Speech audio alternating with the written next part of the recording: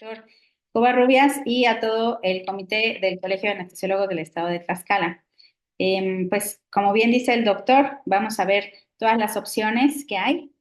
Como introducción, pues tenemos qué es el dolor, el envejecimiento y la clasificación, causas de dolor en el adulto mayor, el manejo farmacológico de dolor crónico y las técnicas intervencionistas ya específicamente a dolor agudo, a crónico y a dolor oncológico. Entonces, una definición rápida del dolor, ya sabemos que la IASP a partir del 2020 puso una nueva definición, que es una experiencia sensorial y emocional desagradable asociada o similar a asociada con daño tisular real o potencial. Y esto es importante porque el dolor que yo sienta no va a ser el mismo dolor que ustedes sientan. Entonces, no intentemos usar la misma técnica o la misma receta en todos nuestros pacientes. Entonces, esto es algo como muy importante que hay que tener en cuenta. En cuanto a la clasificación del dolor, pues lo podemos dividir de acuerdo a la cronicidad, agudo menor a 3 meses y crónico mayor o igual a 3 meses. Y el mecanismo de producción, pues tenemos, ya sabemos tres. El nociceptivo es yo me pego, me fracturo y automáticamente pues nosotros tenemos nociceptores en la piel que mandan una señal hacia el cerebro donde se hace toda la transmisión, la modulación de lo que es el dolor y automáticamente pues manda la señal de retira la mano o agarra el brazo o lo que sea. En cuanto a dolor neuropático es porque hay una mala señal en cuanto a nivel de sistema nervioso central o periférico. Y en cuanto a dolor nociplástico, pues ya sabemos que este es como el típico dolor que todos los estudios están bien, sin embargo, el paciente refiere dolor. Y no por eso no significa que no tenga dolor. El dolor más bien es a nivel cerebral, así como nosotros tenemos semáforos, esos semáforos se pueden descomponer y causar una mala señalización. Y el ejemplo más clásico, pues es, por supuesto, una paciente con fibromialgia, por ejemplo. Entonces, para comprender el envejecimiento hay que tener que es un proceso multidimensional regulado por factores genéticos, ambientales y es la consecuencia de la acumulación de todos los daños moleculares y celulares. Y bueno, pues esto obviamente tiene un aumento de riesgo de enfermedades y finalmente la muerte. Pero aquí hay que tener en cuenta que no es lo mismo un adulto mayor arriba de 60 años o unos viejos jóvenes de 60 a 74 años, viejos viejos de 75 a 84 años, viejos longevos de 85 a 99 años y centenarios mayores de 100 años. Hasta para una cirugía de cadera, pues no es lo mismo meter a alguien de 60 años que a alguien de 100 años. Y esto, pues obviamente, como ustedes ya lo saben, en anestesia, pues influyen muchos factores, incluyendo todas las nuevas escalas, medicina perioperatoria y optimizar lo mejor que se pueda a ese paciente y obviamente también en cuenta la fragilidad, que cada vez se habla más acerca de esto para optimizar mucho más a esto. Pero ¿qué pasa cuando pues ya el dolor es crónico y por supuesto pues ya la reducción de la movilidad ya está muy acentuado, a lo mejor por una escoliosis? Obviamente se va asociando con depresión y ansiedad y esto pues puede tener alteraciones de las relaciones familiares y sociales. Entonces, todo esto pues es muy importante y a tomar en cuenta que tenemos cambios fisiológicos en el adulto mayor. No es suficiente bajar la dosis como anestesiólogos, pero claro que es necesario. Esto nosotros ya lo sabemos, tenemos consecuencias respiratorias a nivel del sistema nervioso central, la modulación de la mielina y el sistema nervioso pues va disminuyendo y la tolerancia al dolor es mucho más alta de lo que antes hubiera sido en un paciente joven. Inclusive hay pacientes que llegan y dicen, oye, doctora, pero es que yo aguanto muy bien el dolor y ahora ya no. Entonces, hasta el mismo paciente se va dando cuenta de eso. Y obviamente, pues también tenemos efectos cardiovasculares. Entonces, como bien decía el doctor Covarrubias, es muy importante tener en cuenta, tanto ustedes como anestesiólogos, como en algología, toda la farmacocinética de estos pacientes. Tenemos que reducir las dosis, hay una disminución en cuanto a todos los sistemas, tanto en absorción, distribución, metabolismo y excreción. Y obviamente, pues la pérdida de masa muscular hace que, obviamente, también haya proteínas que tengamos en menor cantidad y obviamente, pues también disminuye la disminución renal en los pacientes. Vemos que es mucho más difícil que empiecen pues obviamente a eliminar los medicamentos.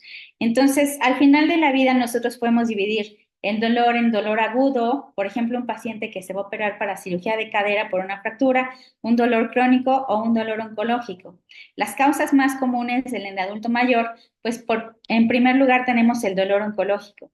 Generalmente son pacientes que ya sé que tengan metástasis, cuando generalmente se hace a fracturas vertebrales o, por ejemplo, pacientes que tuvieron algún antecedente de un accidente vascular cerebral y tienen un dolor central, pues obviamente también estos pacientes, aunque tengan hemiplegia y aunque no puedan hablar, tienen dolor. También puede haber dolor postoperatorio persistente. Sabemos que hay cirugías que son más específicas, por ejemplo, cirugías de tórax abiertas, cirugías inguinales, que tienen mucho más riesgo, o como las cirugías ortopédicas que tienen más riesgo de tener dolor. Y es muy importante ustedes como anestesiólogos, que a lo mejor no van a tratar dolor crónico, pero sí van a tratar dolor agudo en el paciente, que entre más tenga una mejor analgesia a estos pacientes, más rápido van a iniciar la rehabilitación y posteriormente más rápido van a caminar y menos tiempo van a estar acostados porque no se pueden mover.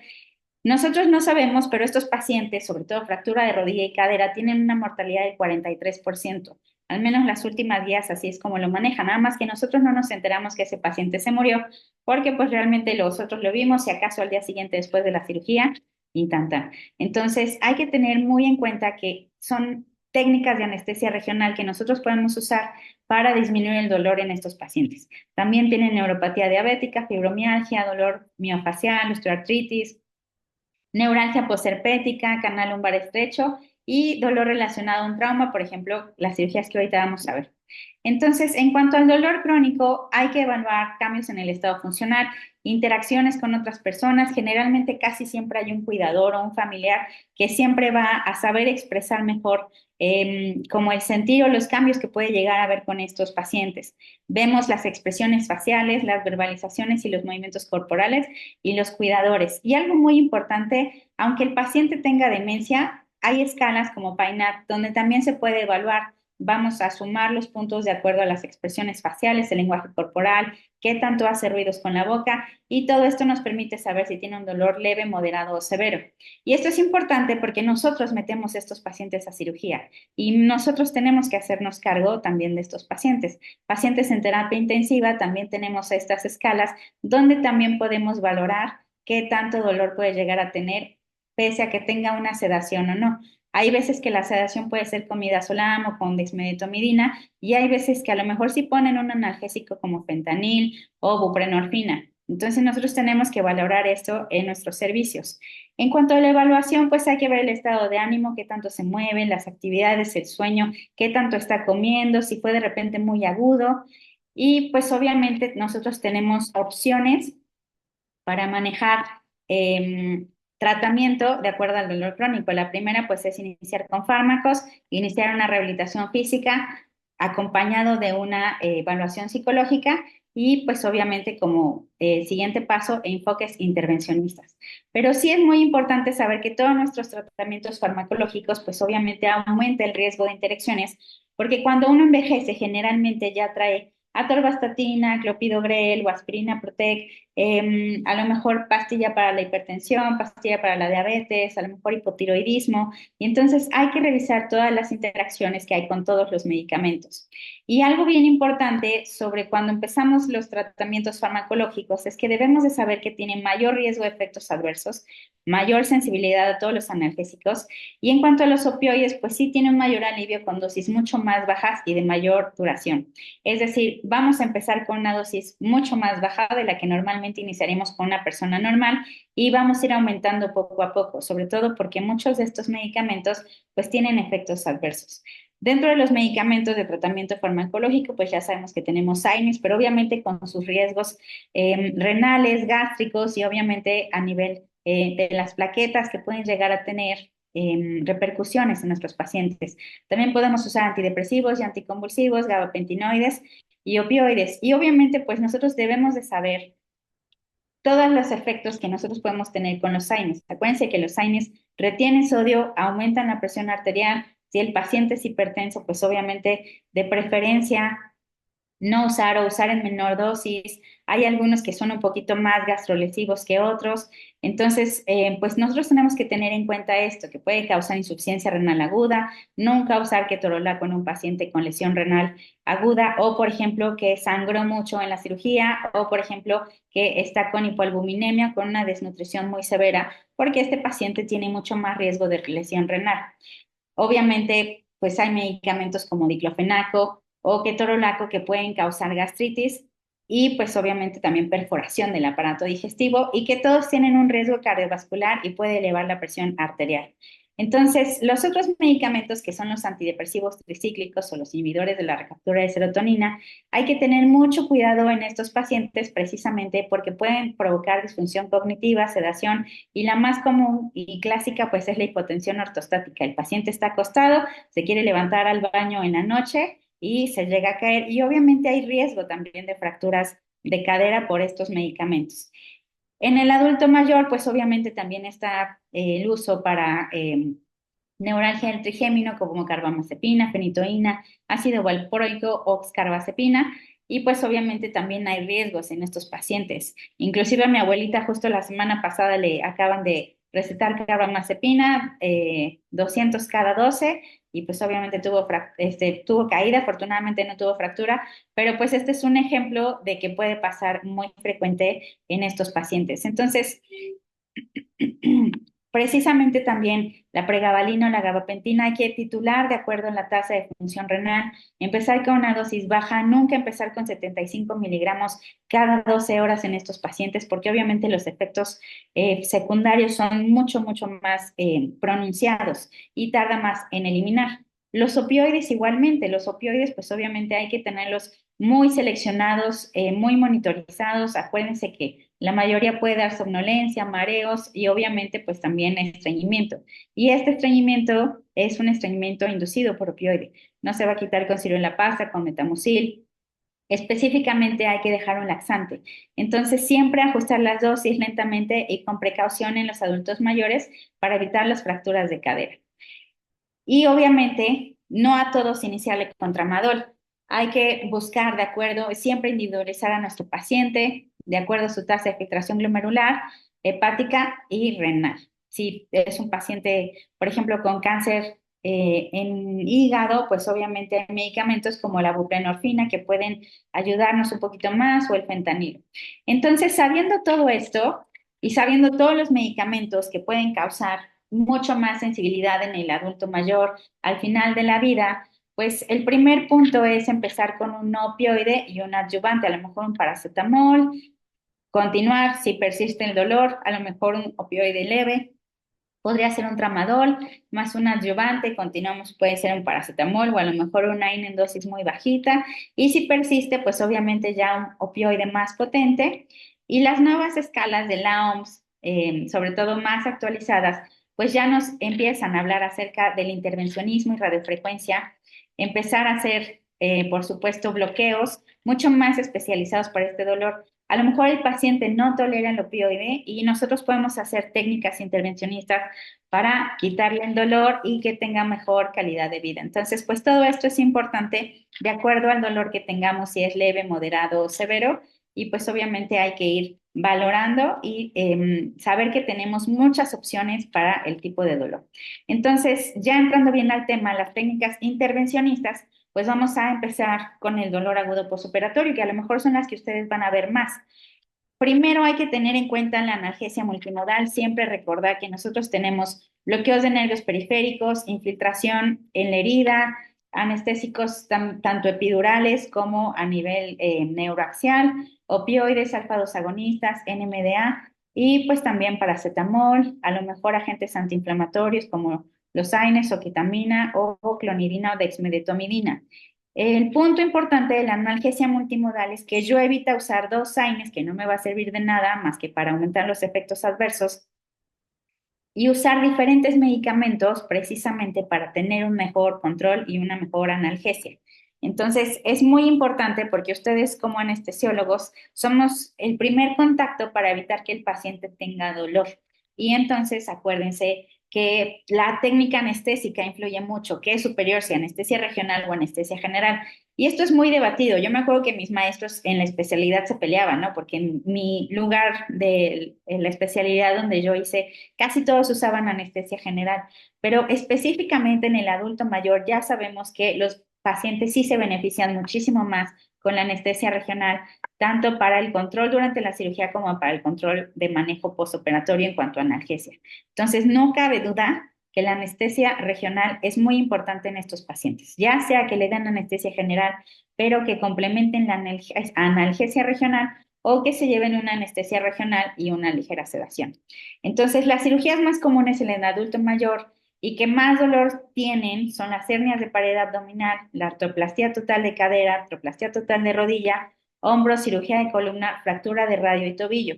Y para esto nosotros tenemos esta página donde también está en español y ustedes saben y viene, tú vas a meter a tu paciente para fractura o artroplastía total de cadera, entonces ponle este bloqueo, paracetamol y a lo mejor este medicamento. Esta página está en español y es pues la verdad una maravilla, siempre está muy actualizada. Es la unión de muchas asociaciones, tanto para europeas como americanas, y es muy buena este tipo de páginas porque realmente ya te dice el paciente va a tener dolor de acuerdo a este tipo de cirugía, sobre todo si tiene esta edad, ponle este bloqueo, más esto en control de analgesia y hasta te maneja las horas. La verdad es que pues es una maravilla esta página, yo se las recomiendo mucho y que sepan ustedes que los beneficios de la anestesia y la analgesia regional, pues obviamente vamos a tener menores puntuaciones de dolor, menor consumo de opioides, menor duración de estancia hospitalaria, menos incidencias de complicaciones tempranas. Obviamente el paciente pues va a empezar a caminar mucho más fácil y empezar una rehabilitación mucho más temprana y pues obviamente la recuperación en cuanto a la función intestinal es más rápida. Las cirugías más dolorosas, pues acuérdense, una toracotomía, nosotros podemos hacer un ESP, la parotomía, bloqueos de TAP, más infiltración de la herida quirúrgica, cirugías de reemplazo de rodilla y cadera, bloqueo de canal aductor o bloqueo PEN si es para cadera, y cirugías de hernia de pared abdominal, un bloqueo transverso abdominal profundo.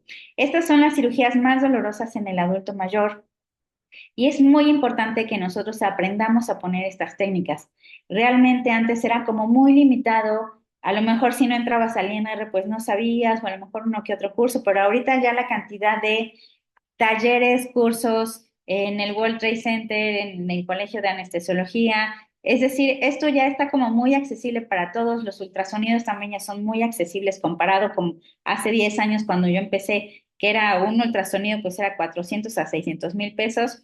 Y la verdad es que pues es una muy buena inversión que ustedes pueden hacer. Inclusive hay ultrasonidos inalámbricos que pues ustedes pueden cargar. Y para extremidad superior, pues sabemos que nosotros tenemos para cirugía de hombro y clavícula el bloqueo interescalénico y para el resto del brazo, bloqueo supraclavicular, infraclavicular y axilar. Entonces, todos estos bloqueos para extremidad superior, para extremidad inferior, tenemos pues el bloqueo PEN, la fascia ilíaca, geniculados, femoral, canal aductor, IPAC para la parte posterior de la rodilla, bloqueo ciático y ciático popliteo, pues son opciones que nosotros tenemos para la extremidad inferior y siempre hay que tomar esto en cuenta en nuestros adultos mayores o en nuestros pacientes al final de la vida. En cuanto a dolor crónico, pues la mayoría de los pacientes, inclusive, pues ni siquiera se tienen que llegar a los 90 años para presentar esto. Yo tengo compañeros que ya a mi edad empiezan a tener dolor radicular y pues obviamente se caracteriza por una enfermedad de un dolor intenso producido como consecuencia de una lesión, compresión o inflamación del nervio espinal. Esto es muy importante porque pues generalmente empieza como con una cansancio en la espalda baja y corresponde a un dermatoma que abarca, puede ser si es L4 o L5 hasta la mitad de la rodilla o L5S1 hasta la punta del pie y se caracteriza por presentar parestesias, disestesias, alodinia y zonas de anestesia. Es decir, el paciente tiene este hormigueo, estas descargas eléctricas, el roce de la ropa o la sábana en la noche ya llega a molestar. Inclusive te dice, doctor, el primero y el segundo dedo como que no lo siento o si lo siento como que nada más es con puro hormigueo. Entonces, nosotros tenemos técnicas de intervencionista como inyecciones transforaminales, que es meter una aguja, que nosotros lo que hacemos es alinear el fluoroscopio, poner al paciente boca abajo y hacemos una técnica de asepsia y antisepsia. Posteriormente empezamos a alinear dependiendo si es a la derecha nuestro procedimiento o es a la izquierda. Y lo que buscamos es esta imagen. Para fines prácticos y para que ustedes me entiendan, imagínense un perrito Scotch Terrier. Entonces, si nosotros vamos a un bloqueo transforaminal, que nosotros queremos ir justo a este tipo de bloqueos, que sería como al ganglio de la raíz dorsal, que es esta zona, pues sería la barba, por así decirlo. Entonces, nosotros metemos nuestra aguja y posteriormente hacemos el contraste, corroboramos para que no estemos mal y posteriormente depositamos anestésico local y esteroide. Y esta es una excelente opción para los pacientes que tienen hernias de disco y esto es muy importante porque a ver, yo vivo de los pacientes posoperados de columna. Entonces, hay veces que sí es necesaria una cirugía y hay veces que no. Hay veces que con un buen tratamiento farmacológico, pero si no toleran los opioides, bueno, pues esto es una opción y que inicie la fisioterapia, que baje de peso, a lo mejor bajarle al cigarro porque pues también aumenta el dolor y obviamente pues esto nos permite tener un mejor control en cuanto al dolor. Y posteriormente, pues esto también lo podemos hacer con radiofrecuencia, donde le va a durar muchísimo más tiempo, a diferencia de una infiltración nada más, que sería en cuanto a semanas o meses. Entonces, esa es una técnica que nosotros tenemos para dolor radicular por hernias de disco. Pero también tenemos hernias de disco a nivel cervical. Entonces, lo que nosotros hacemos, pues, a ver, el paciente llega con dolor en cuello, los hombros o brazos o manos, dependiendo qué tantas hernias tenga, y el paciente pues casi siempre tiene identificado. Nosotros evaluamos los dermatomas y el paciente menciona, doctora, pues tengo entumecimiento, siento como hormigueo, como si me hubiera quedado dormido el brazo chueco y no se me quita y de repente me vienen descargas eléctricas. Entonces, a lo mejor en el adulto mayor no se puede titular los medicamentos o a lo mejor sí, a lo mejor ya está, pasamos dosis que nosotros ni siquiera hubiéramos aguantado a nuestra edad. Y en estos pacientes, pues ni modo que nosotros los dejemos con dolor y a veces son pacientes de 84 o 90 años que ni el cirujano los quiere operar ni ellos ya se quieren volver a operar. Entonces nosotros tenemos estas técnicas que son infiltraciones interlaminares, donde como se puede ver aquí, infiltramos y nosotros vemos el contraste que es toda esta línea delgada que corresponde a esta zona y posteriormente, ya que corroboramos la imagen, pues sabemos que estamos en el lugar donde queremos estar y con una sola infiltración, pues vean hasta dónde llegamos. Entonces abarcamos muy bien infiltraciones con anestésico local o con esteroide y también se pueden hacer radiofrecuencias para disminuir el dolor en estos pacientes. El dolor facetario es otro tipo de dolor que nosotros podemos llegar a tener. Y esto pues es generalmente un dolor en espalda baja o espalda en columna lumbar, donde se irradia generalmente a los extremos, a los lados de las extremidades, sin distribución dermatomérica, a diferencia del otro donde sí corresponde en un dermatoma. Aquí el paciente nada más te dice, siento un dolor constante en espalda baja. Y sobre todo son movimientos axiales, es decir, hacia los lados, en esta zona donde se marca morado. Y esta es la faceta. La faceta, acuérdense que pues todos tenemos facetas, generalmente pues si tenemos este punto, son esta parte, y generalmente los ortopedistas lo que hacen es hacer infiltraciones articulares.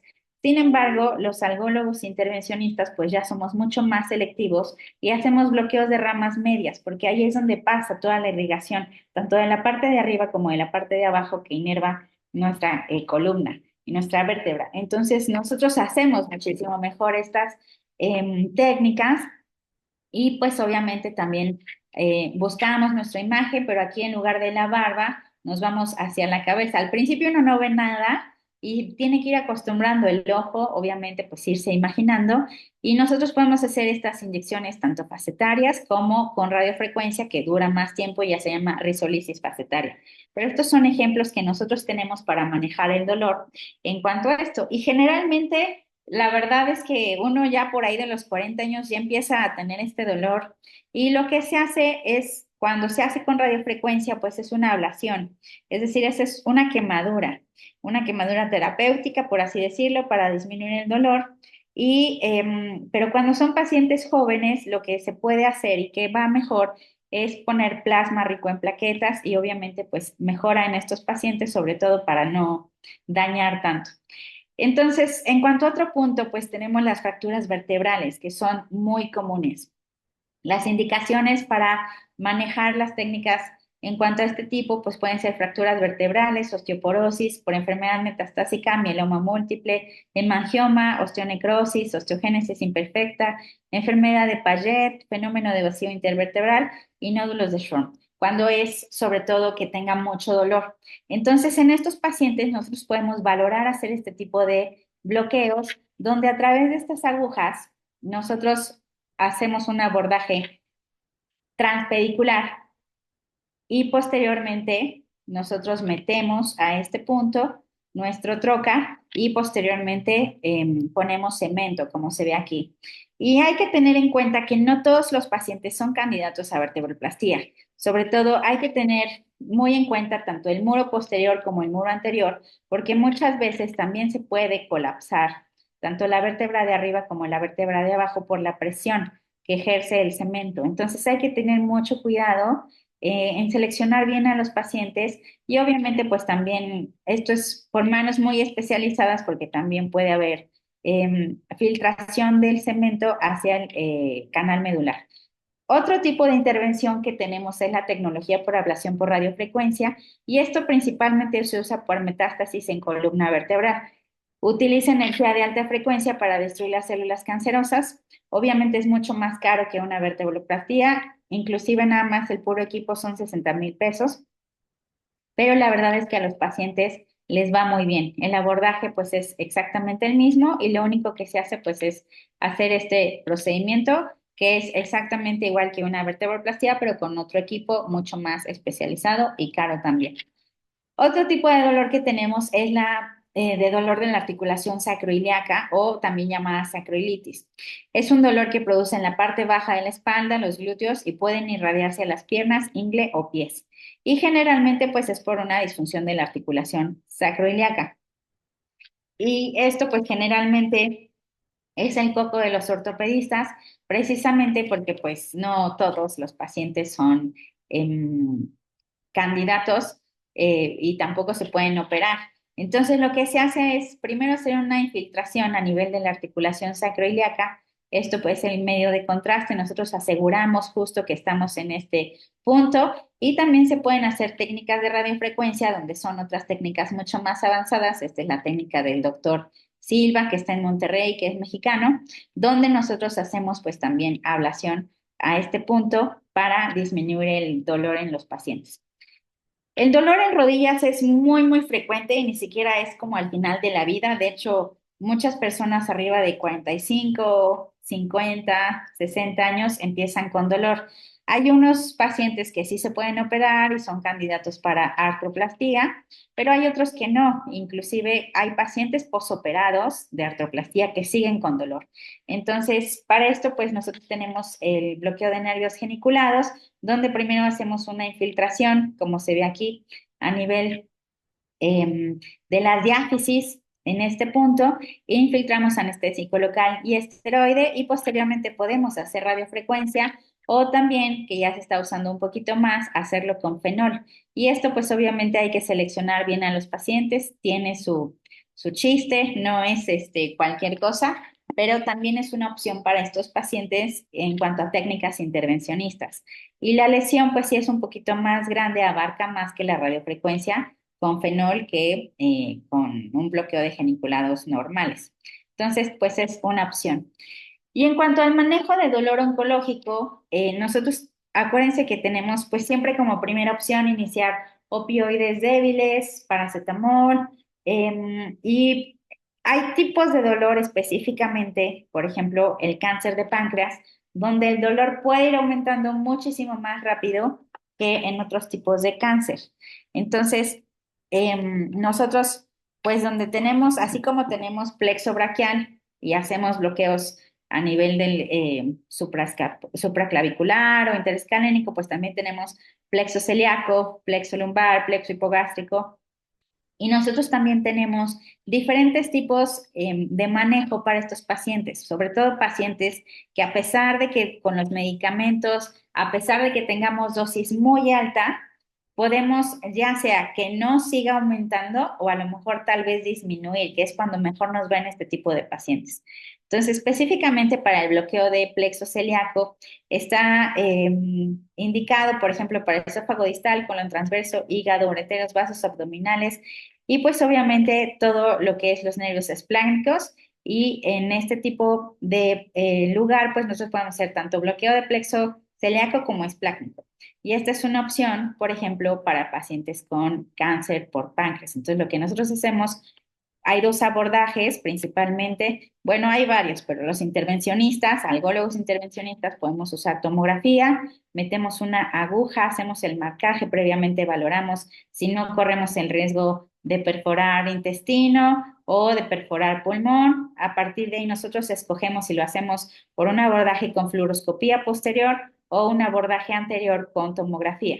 Y nosotros nos ponemos por adelante de la aorta, precisamente, que es donde está nuestro plexo celíaco, y infiltramos el contraste, checamos y posteriormente hacemos la neurolisis con fenol. Todo esto pues es importante porque pues también lo podemos hacer, por ejemplo, para pacientes con cáncer cervicouterino que tienen un dolor muy localizado, pero abdomen bajo, pues ahí podemos hacer un hipogástrico. Es decir, nosotros tenemos muchas opciones para manejar este tipo de dolor en los pacientes que, a pesar de que tienen dosis muy altas de opioides, nosotros para que no sigan aumentando o para intentar bajar un poco las dosis de opioides, pues estos bloqueos son una excelente opción. Y por último, tenemos también pacientes que a pesar de que tengan un dolor refractario, a pesar de que ya se le hicieron estos bloqueos, a pesar de que ya tienen dosis altas de medicamentos, siguen con dolor. Y entonces, en estos pacientes nosotros podemos usar bombas o sistemas implantables. Y esto pues es importante considerar de acuerdo al estado de enfermedad, la sobrevida y el costo-beneficio. Realmente una bomba pues es muy cara, estamos hablando más de 300,000 pesos y un neuroestimulador estamos hablando que está en 800,000 pesos. Entonces sí son sistemas muy caros, pero lo que nos permite esto pues es tener un dispositivo intratecal o epidural, dependiendo cuál de los dos usemos, donde le va a estar pasando continuamente opioide. Esto lo podemos usar durante meses o inclusive años. Se coloca de manera ambulatoria, obviamente tiene un costo muy importante que generalmente si los pacientes no tienen una aseguradora difícilmente se los pueda cubrir o a lo mejor sí hay quien lo pueda cubrir, ¿no? Pero pues la verdad es que sí son pues obviamente bombas y sistemas muy caros. Y obviamente pues hay que tener un mayor entrenamiento para esto. En cuanto a estos sistemas implantables, pues saber que se puede usar durante mucho tiempo, pero se coloca de manera peridural o intratecal. Y pues generalmente son este tipo de bombas donde nosotros lo ponemos, por ejemplo, una bomba intratecal en el espacio subaracnoideo, se hace la prueba durante una semana de un catéter, tolera bien la dosis, ahora sí va y se coloca la bomba. Y esto pues obviamente ya se hace con las marcas, pues obviamente en México está Medtronic y nosotros ponemos este catéter a este nivel y está pasando continuamente. A los doctores nos llegan a dar un iPad donde tú vas viendo qué tantos rescates puede llegar a usar, porque también el paciente se puede dar un autorrescate, qué tanto tiempo le puede funcionar, o a lo mejor si ya les hay que rellenar la bomba, y todo esto pues lo podemos ver a través de estos sistemas implantables. Y en cuanto a las indicaciones, pues es cuando hay una cirugía bueno, ya le cambiaron el nombre, pero antes era cirugía de espalda fallida, que es más de dos cirugías en columna y el paciente sigue con dolor. Realmente hay muy pocos ortopedistas o cirujanos de columna o neurocirujanos que se van a atrever a operar por tercera vez a un paciente de cirugía de columna, porque entre más cirugías, pues menos beneficio va a haber y al contrario, puede haber mayor daño. Entonces, pues también cuando hay múltiples fracturas por compresión, dolor discogénico, estenosis espinal, radiculopatía, aracnoiditis, neuralgia posherpética, cáncer abdominal. Y obviamente, pues también cuando los pacientes pueden llegar a tener, por ejemplo, metástasis cervicales, metástasis lumbares y aparte en sacro. Entonces, esta es una excelente opción que hay para estos pacientes.